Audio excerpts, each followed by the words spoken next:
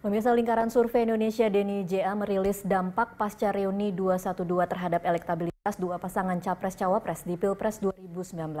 Dari hasil survei reuni 212 ditemukan bahwa pasangan Capres-Cawapres Prabowo Sandi tidak mendapatkan keuntungan elektoral yang signifikan, bahkan cenderung menurun. Sementara di sisi lain elektabilitas Jokowi Ma'ruf naik dan saat ini selisih keunggulan Jokowi Ma'ruf hingga 20% dari pasangan Prabowo Sandi. Kita akan membahas lebih dalam hasil survei ini bersama peneliti LSI Deni JA Ade Mulyana, juru bicara BPN Miftah Nur Sabri. Kita akan sapa dulu yang sudah hadir di studio. Selamat sore Mas Ade dan selamat sore Bang Miftah. Terima kasih sudah hadir di studio kami. Saya ke LSI dulu untuk menjelaskan dan meyakinkan kepada publik, khususnya pada simpatisan 212, bahwa hasil survei ini memang netral, menggunakan metodologi yang benar dan hasilnya bisa dipertanggungjawabkan. Oke, terima kasih Mbak Tasya. Jadi sebelum saya masuk ke efek elektoral ya dari acara reuni ini, kami juga pertama mengapresiasi kegiatan yang spektakuler ya kalau kita boleh bilang ya, karena mengumpulkan begitu banyak massa di satu tempat dan itu hasilnya memang tetap dalam keadaan yang kondusif, aman dan teratur lah. Nah, itu mungkin perlu diapresiasi. Jadi dari hasil survei kami juga ada sekitar 58% ini yang mengetahui tentang acara reuni alumni 212.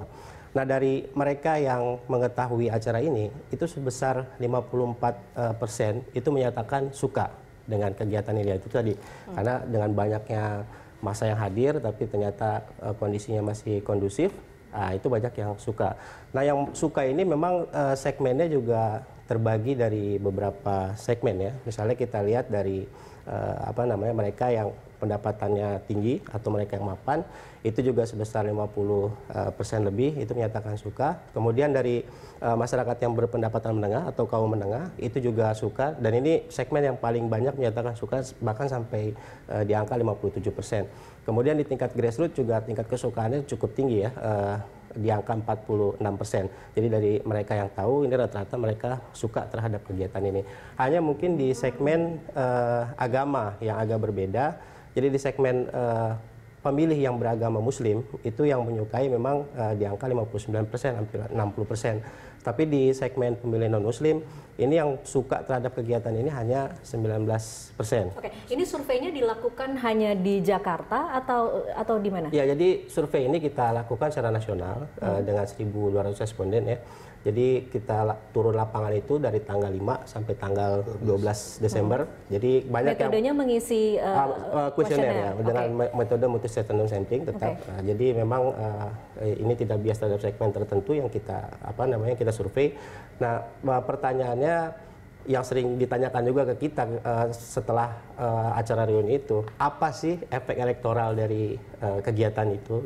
Nah, jadi kalau kita LSI ini kan dari bulan Agustus selalu melakukan survei, tracking survei. Jadi kami bisa membandingkan antara hasil survei bulan November dengan survei setelah kegiatan reuni 212. Nah, memang hasilnya ternyata tidak berpengaruh signifikan terhadap elektoral dari kedua pasang ya, baik itu dari kubu Pak Jokowi Ma'ruf maupun dari kubu Pak Prabowo Jadi Sandi. kumpulan jumlah massa yang jumlahnya diperdebatkan itu, itu ternyata tidak menyumbangkan efek elektoral kepada Prabowo Sandi. Nyatanya begitu, di lapangan seperti itu. Oke, apa penjelasannya? Mengapa massa yang begitu besar kemudian hanya dihadiri oleh salah satu calon pasangan presiden, kemudian semua orang kemudian mengasosiasikan bahwa perkumpulan dengan jumlah massa sebesar itu adalah jumlah dukungan kepada Prabowo Sandi, ternyata angkanya hanya justru malah turun dari justru cenderung turun 31 sekian persen menjadi di bulan November 30,6% di Desember. Justru di pasangan Pak Jokowi Ma'ruf justru ada kenaikan sedikit ya, dari 53 ke 54%. Nah, dari hasil analisa kami memang ada 5 alasan kenapa kegiatan alumni 212 ini tidak memberikan efek elektoral terhadap kedua pasang calon. Yang pertama, di situ kami identifikasi bahwa ada, secara singkat saja Mas, 5 alasan ya, itu. ada isu yang Habib Rizik, ya, di situ kan ada tokoh Habib Rizik yang mengusung 2 isu besar. Pertama NKRI bersyariah, kemudian yang kedua ganti presiden. Nah, kalau kita breakdown datanya, ternyata yang suka terhadap kegiatan alumni 212 ini, reuni 212 ini cenderung memang tidak sepakat dengan NKRI bersyariah. Hanya sekitar 12%, tapi selebihnya pro Pancasila, ya, 80% lebih. Kemudian begitu juga dengan isu ganti presiden. Jadi sebetulnya yang suka terhadap kegiatan alumni 212 ini 43% justru pemilih Pak Jokowi Ma'ruf, dan 40%-nya itu pendukung 40% ya, cukup besar. Pak Prabowo Sandi. Jadi memang terbagi mereka. Dari yang suka itu terbagi antara dukungan terhadap Pak Jokowi dengan Pak Prabowo itu terbagi. Jadi itu memang tidak terlalu signifikan. Nah, kemudian yang kedua, kalau dari kita cross step data, itu ada mereka yang datang dan yang pergi dari Pak Prabowo. Jadi kalau yang afiliasi agama itu kita lihat mereka menyatakan afiliasi terhadap FPI, kemudian juga Persatuan Alumni 212, memang terjadi peningkatan dukungan, ya, kepada Pak Prabowo. Sedangkan untuk mereka dari yang merasakan afiliasi dari ormas-ormas Islam besar, misalnya NU, Muhammadiyah, kemudian yang tidak menyatakan bagian dari ormas manapun, itu justru mengalami penurunan dari Pak Prabowo. Kemudian yang ketiga, persepsi terhadap keberhasilan Pak Jokowi. Ini memang di Desember 2018 ini hasil survei kita itu di angka 72%. Jadi kalau petahana ini kan dengan persepsi yang berhasil, ini bahkan dapat berkah sendirilah untuk efek elektoral, ya. Jadi sampai saat ini masih dipersepsikan berhasil dari hasil survei kita. Nah, kemudian yang keempat itu ada faktor Pak Kiai Haji Ma'ruf Amin. Memang banyak yang menilai Ma'ruf Amin ini tidak menambah suara signifikan terhadap Jokowi, tapi minimal dia menjadi jangkar supaya menahan supaya tidak turun. Ya, supaya tidak tergerus, khususnya ketika mereka dihantam dengan isu-isu identitas, misalnya seperti agama dan lain-lain. Jadi faktor yang kita lihat, Kiai Haji Ma'ruf ini kan ketua MUI, kemudian juga ketua NU, ya, ormas besar. Nah, itu meskipun tidak menambah suara signifikan, tapi minimal sebagai jangkar lah. Nah, kemudian yang terakhir, yang kelima, ini memang kita tidak bisa menyamakan Jokowi dengan Ahok, ya, karena waktu itu waktu 2016 lalu kan memang ada musuh bersama lah dalam tanda kutip, kasus penistaan agama yang memang dituntut untuk mempertanggungjawabkan itu Ahok. Tapi kalau sekarang memang mengaitkan Jokowi dengan common enemy umat Muslim, itu memang beda lah, konteksnya beda. Kita akan bahas lebih detail nanti mengenai 5 alasan itu mungkin nanti di selanjutnya. Tapi saya pindah dulu ke Bang Miftah. Bang Miftah, apa hasil BPN setelah 212? Mungkin pastinya berbeda dengan apa hasil dari survei. Saya mau nanggapin Mas Bondon, ya. Mas Bondon ini teman baik. Adik kelas. Kita sama-sama sarjana ilmu politik. Jadi saya agak ngerti apa yang disampaikan Bondon ini. Pertama, ya saya hormati hasilnya karena beliau peneliti. Kan ada Pameo, peneliti itu dia boleh salah, nggak boleh bohong. Jadi dia diharapkan honest dengan datanya, tapi dia mungkin salah. Nah, dengan alasan itu saya mau mengatakan bahwa saya udah baca semuanya, dan menurut saya kita belum bisa menyimpulkan ada efek elektoral yang dihasilkan oleh event yang bernama 212.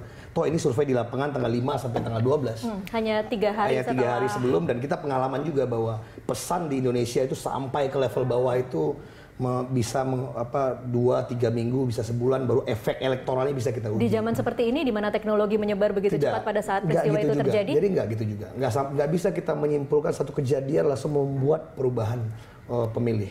Tapi yang mau saya tanggapin justru menarik.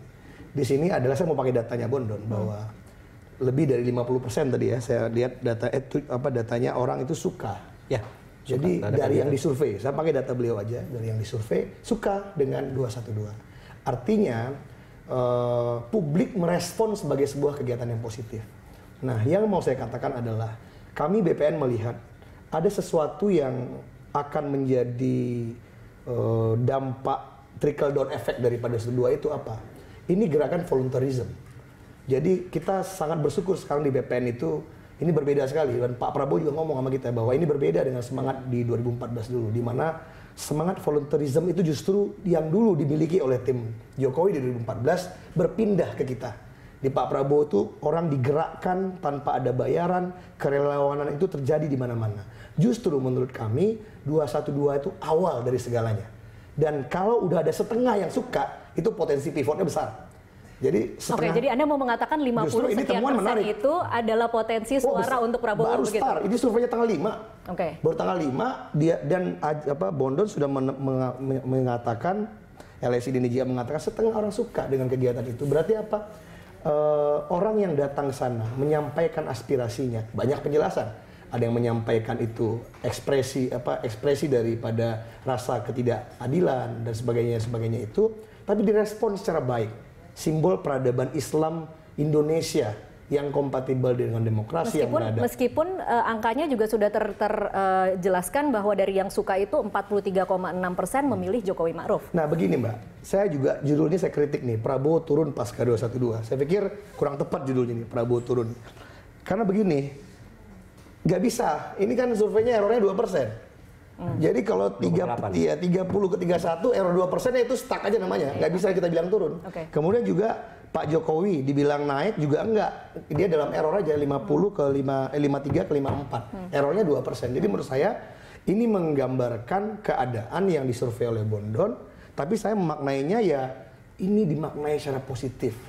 Mungkin Tasha jangan salah keliru melihat yang disurvei bukan orang yang hadir, tapi orang Indonesia diminta pandangannya terhadap kegiatan 212. Nah, setengahnya suka. Nah itu berarti menurut kami itu sinyal baik kepada Pak Prabowo dan Bang Sandi bahwa nanti tinggal pindah itu angkanya, angka yang udah 53, 54 ke Pak Jokowi itu.